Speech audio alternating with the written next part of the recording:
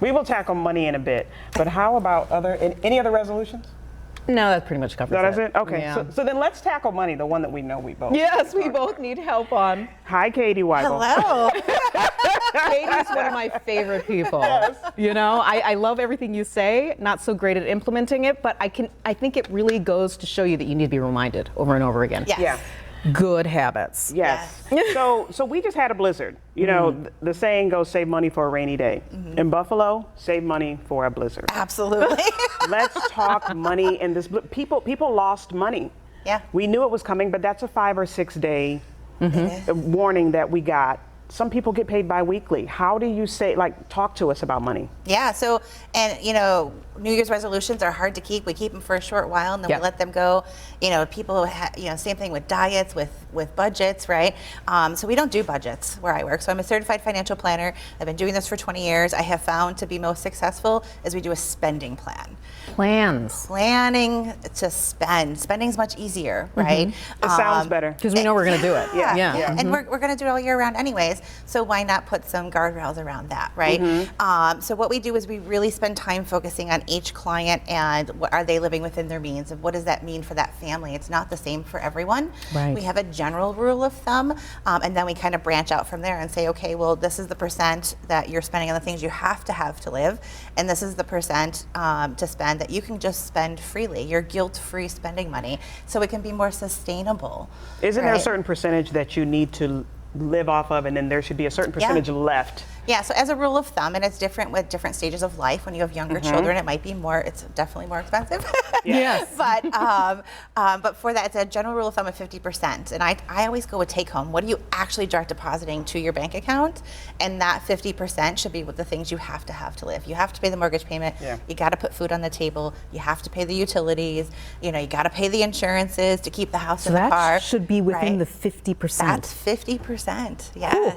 Yeah, that's what's living within your means. I'm very interested to see what percentage of the U.S. actually exercises the 50%. Yeah. So we teach a lot of young people that right off the bat, young married couples, if we can start off like that and not overbuying a house or cars, then we can set that forward. And as time goes on and life goes on, we can build up those savings. But like you said, what do you do when there's an emergency, like I didn't get paid for 5 days because I couldn't work, or the snowblower broke and I had to purchase a new one?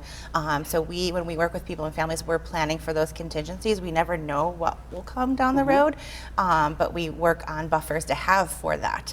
So a lot of people ask me all the time, what should I be saving? How much should I be putting into savings? How much should I have? That was my next question. Right, sorry. No, it's okay. You went right there, that's perfect. It comes down to what are you spending, right? Right.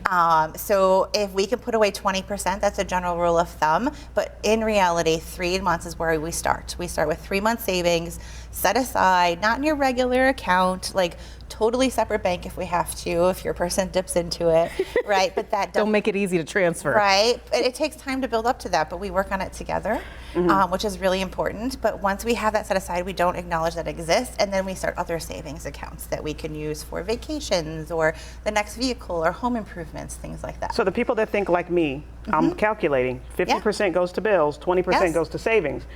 What about that other 30%? That's your guilt-free spending. What? 30%? Yes. Oh, I love you. Yes.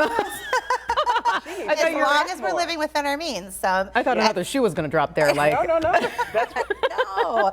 So that, I have teenage daughters. Sometimes they got to have that special dress. So if I say we're going to live within a budget and we're going to cut spending, that's too hard. It's too tight. It's not sustainable. I'm not going to follow that through for a long period of time. So instead, we set a percentage or a dollar amount that fits our family in our current situation that says, okay, this is the monthly guilt-free spending that it's okay to spend on whatever it is that our family's doing at the time. But you do work with people that say, okay, my money, 50%, I spend maybe Absolutely. 70% All on the time. bills. Yes. So you can help anyone. Absolutely. Yep. I love those that. are our favorite because those we can make huge differences for. Oh, I love it. Okay, so here's the thing. How do people find you? And that's the thing. You have such great content on your website and your socials. You're always putting out this information. Where can they find you? Yeah, so they can find us at havenplanning.com. I actually put the spending plan right on there. I like to give everything. I don't work for anyone. I work for myself. I'm a certified financial planner. I work for my clients. So I believe in just putting it all out there. So it's out there. It's on our website. It's free. Download it. You can key in all of your expenses. It'll break down the 50, 20, 30 for you. There's actually actually a monthly checklist on there as well. So you can kind of see where you are now, and then we can talk about what you want the new year to look like. I want to talk about the 30. Okay. We all do. Oh my gosh, it's so easy to fall into that I'm going to give up in a week situation, but this is definitely the one where you've got to stick with it for the new year. You're very welcome. Oh my gosh. Thank you for having me. Always a pleasure.